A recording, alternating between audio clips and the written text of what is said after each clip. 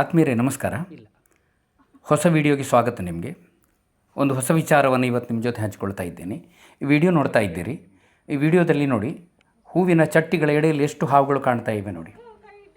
8-10 ಮರಿಗಳು ನನಗೆ ಅಲ್ಲಿ ಸಿಕ್ಕಿದ್ದು. ಇಲ್ಲಿ ನಡೆದ ವಿಚಾರ ಏನು ಅಂದರೆ, ಈ ಮನೆಯವರು ಫಸ್ಟ್ ಫ್ಲೋರಲ್ಲಿದ್ದಾರೆ. ಗ್ರೌಂಡ್ ಫ್ಲೋರಲ್ಲಿ ಕಸ ಮಣ್ಣಿನ ರಾಶಿಯನ್ನೆಲ್ಲ ಹಾಕಿ ಅಲ್ಲಿ ಒಂದು ರೀತಿ ಪಾಳು ಬಿಟ್ಟಿದ್ದಾರೆ. 2 ತಿಂಗಳ ಹಿಂದೆಯೇ ಹೆಣ್ಣು ಹೆಬ್ಬಾವು ಬಂದು ಮೊಟ್ಟೆ ಇಟ್ಟು 2 ತಿಂಗಳು ಕಾವು ಕೊಟ್ಟು ಮರಿ ಮಾಡಿದೆ. ಅಲ್ಲೇ ಮರಿ ಮಾಡಿದೆ. ಮೊಟ್ಟೆಯಿಂದ ಹೊರಗೆ ಬಂದ ಮರಿಗಳು ಸುಮಾರು 4 ದಿನ ಒಂದೇ ಜಾಗದಲ್ಲಿ ಇರ್ತವೆ. ಅವುಗಳಿಗೆ ಮೊದಲ ಪೊರೆ ಕಳಿಸುವಂಥ ಒಂದು ಕ್ರಮ ಇದೆ. ಅವುಗಳಲ್ಲಿ ಹುಟ್ಟಿದ 4-5 ದಿನದಲ್ಲಿ ಮೊದಲ ಪೊರೆಯನ್ನು ಕಳಿಸ್ಕೊಳ್ತವೆ. ಪೊರೆ ಕಳಿಸಿದ ನಂತರ ಅವುಗಳ ಆಹಾರ ಅನ್ವೇಷಣೆಗೆ ಅಂದರೆ ಸ್ವತಂತ್ರ ಜೀವನಕ್ಕೆ ಅಡಿ ಇಡ್ತವೆ. ಒಂದೊಂದು ದಿಕ್ಕಿಗೆ ಹೋಗ್ತವೆ. ಇಲ್ಲಿ ಗಮನಿಸಬೇಕಾದ ಅಂಶ ಏನು ಅಂದರೆ, ಮೊಟ್ಟೆಯಿಂದ ಹೊರಗೆ ಬಂದಂಥ ಮರಿಗಳು ಅಥವಾ ಜನಿಸಿದಂಥ ಮರಿಗಳು ಸುಮಾರು 3-4 ತಿಂಗಳವರೆಗೆ ಅವುಗಳಿಗೆ ತಾವು ಹುಟ್ಟಿ ಬೆಳೆದ ಪರಿಸರದ ಯಾವುದೇ ಜ್ಞಾನ ಇರೋದಿಲ್ಲ, ಪರಿಚಯ ಇರೋದಿಲ್ಲ. ಎಲ್ಲಿ ವಾಸ ಮಾಡಬೇಕು, ಯಾವ ತನ್ನ ಶತ್ರುಗಳು ಅನ್ನೋದೆಲ್ಲ ಒಂದು 4 ತಿಂಗಳವರೆಗೆ ಅವುಗಳಿಗೆ ಸರಿಯಾಗಿ ಹೊಳೆಯೋದಿಲ್ಲ. ಹೆಬ್ಬಾವುಗಳು ರಾತ್ರಿ ಸಂಚಾರಿಗಳು, ರಾತ್ರಿಡೀ ಓಡಾಡ್ತವೆ. ಈ ಮರಿಗಳು ಹಾಗೆ ಮಾಡಿದ್ದು. ರಾತ್ರಿಡೀ ಓಡಾಡಿದ್ದು ಹಗಲಲ್ಲಿ ಎಲ್ಲೆಲ್ಲಿ ಬೆಳಿಗ್ಗೆ ಆಗುವಾಗ ಎಲ್ಲೆಲ್ಲಿದ್ದು ಅಲ್ಲೇ ಮಲಗಿಬಿಟ್ಟು ನೋಡಿ. ಪುಣ್ಯಕ್ಕೆ ಈ ಮನೆಯವರು ಒಂದು ಹಾವನ್ನು ಹಾನಿ ಮಾಡಲಿಲ್ಲ. ತಕ್ಷಣ ನನಗೆ ಕರೆ ಮಾಡಿ ಇದು ಮಾಡಿದರು.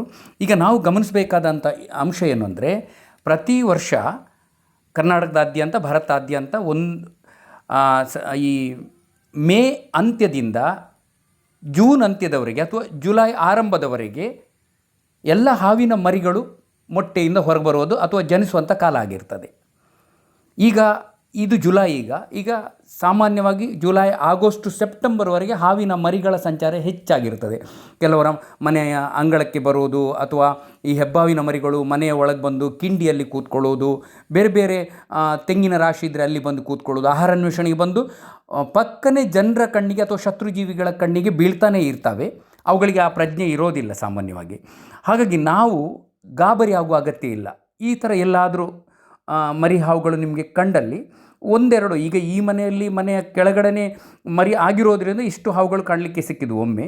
ಸಾಮಾನ್ಯವಾಗಿ ಇವುಗಳು ಸಂಚಾರ ಮಾಡ್ತಾ 1 ಮರಿ 2 ಮರಿ ಎಲ್ಲಾದರೂ ಒಟ್ಟಾರದಲ್ಲಿ ಕಾಣಲಿಕ್ಕೆ ಸಿಕ್ಕಿದರೆ ತಪ್ಪಾಗಿ ಗ್ರಹಿಸಿ ಅಲ್ಲಿ ಬಡಿದು ಸಾಯಿಸುವುದು ತಪ್ಪಾಗ್ತದೆ. ಅವುಗಳನ್ನು ಸಾಯಿಸಬೇಡಿ. ಆದಷ್ಟು ಒಂದು ಕೋಲಿನ ಸಹಾಯದಿಂದ ಎತ್ತಿ ನಿಮ್ಮ ಪಕ್ಕದೆಲ್ಲೋ ಪೊದೆಯಲ್ಲಿ ಬಿಟ್ಟರೆ ಬದುಕಿಕೊಳ್ತವೆ.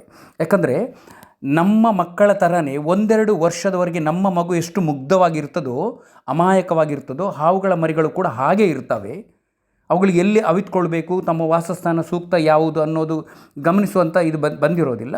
ಹಾಗಾಗಿ ಅವುಗಳನ್ನು ಸಂರಕ್ಷಣೆ ಮಾಡುವುದು ಈ ಹೊತ್ತಲ್ಲಿ ಬಹಳ ಅಗತ್ಯ ಆಗಿರ್ತದೆ. ಒಂದು ಸತ್ಯವನ್ನು ನಾವು ಗಮನಿಸಬೇಕು. ಯಾವ ಪ್ರದೇಶದಲ್ಲಿ ಹಾವಿನ ಸಂತತಿ ಕಡಿಮೆ ಇದೆಯೋ, ಯಾವ ಹಾವಿನ ಸಂತತಿ ಕಡಿಮೆ ಇದೆಯೋ ಅಂಥ ಪರಿಸರದಲ್ಲಿ ಮಾತ್ರ ಹಾವುಗಳ ಸಂತಾನೋತ್ಪತ್ತಿ ನಡೆಯುತ್ತೆ.